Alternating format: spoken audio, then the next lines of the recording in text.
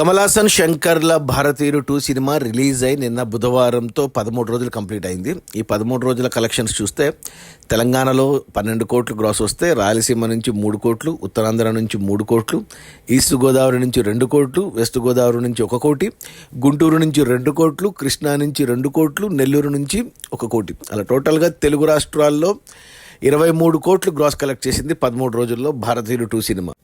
ఇక అందులో థియేటర్ల రెంట్లు, గవర్నమెంట్ ట్యాక్సులు, ఖర్చులని పోను. డిస్ట్రిబ్యూటర్ షేర్ వచ్చేసి తెలంగాణలో 6 కోట్లు ఉంది. ఈ సినిమాని తెలుగులో Suresh Productions, Suresh Babu and Asian Cinema Sunil Narang తెలుగులో కొన్నారు 20 కోట్లకి. Original producer Lyca Productions Bhaskaran దగ్గర నుంచి 20 కోట్లకు కొని తెలుగు డబ్బింగ్ 25 కోట్లకు అమ్మారు డిస్ట్రిబ్యూటర్లకి తెలుగు రాష్ట్రాల్లో. అందులో 9 కోట్లకి తెలంగాణకు అమ్మారు. ఆ 9 కోట్లలో 6 కోట్లు మాత్రమే వెనక్కి వచ్చాయి. మరో 3 కోట్లు షేర్ రావాలి తెలంగాణలో హిట్ అవ్వడానికి. 3 కోట్లు షేర్ రావాలంటే 6 కోట్లు గ్రాస్ రావాలి. అది పోయినట్టే. ఇక రాయలసీమ డిస్ట్రిబ్యూటర్లకి 4 కోట్లకు అమ్మారు. ఇక్కడ 1,80,00,000 షేర్ వచ్చింది. ఇంకా 2,20,00,000 షేర్ రావాలి హిట్ అవ్వడానికి, అంటే 4.5 కోట్లు గ్రాస్ రావాలి. అది రానట్టే. ఇక మిగిలిన ఆంధ్ర మొత్తానికి కలిపి 12 కోట్ల కొంటే డిస్ట్రిబ్యూటర్లు. ఇక్కడ వచ్చేసి 8 అంటే 5.5 కోట్ల షేర్ వచ్చింది ఇక్కడ ఆంధ్రాలో. అంటే ఇంకా 6.5 కోట్ల షేర్ రావాలి హిట్ అవ్వడానికి, అంటే 13 కోట్లు గ్రాస్ రావాలి. అది పోయినట్టే.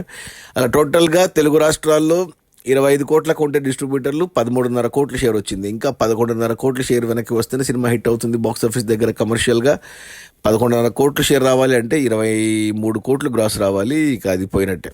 తెలుగులో మాత్రం సినిమా బాక్స్ ఆఫీస్ దగ్గర ఫ్లాపే. ఇక ఒరిజినల్ తమిళనాడు విషయానికి వస్తే ఇక్కడ 52 కోట్లు గ్రాస్ వచ్చింది 13 రోజుల్లో.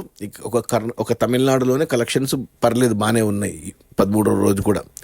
ఇక తెలుగు రాష్ట్రాల్లో మనకు తెలిసి 23 కోట్లు, ఇక కర్ణాటక నుంచి 9 కోట్లు, కేరళ నుంచి 6 కోట్లు, హిందీ నుంచి 8 కోట్లు, ఇక ఓవర్సీస్ నుంచి 50 కోట్లు. అక్కడ ఆగిపోయింది 50 కోట్ల దగ్గర.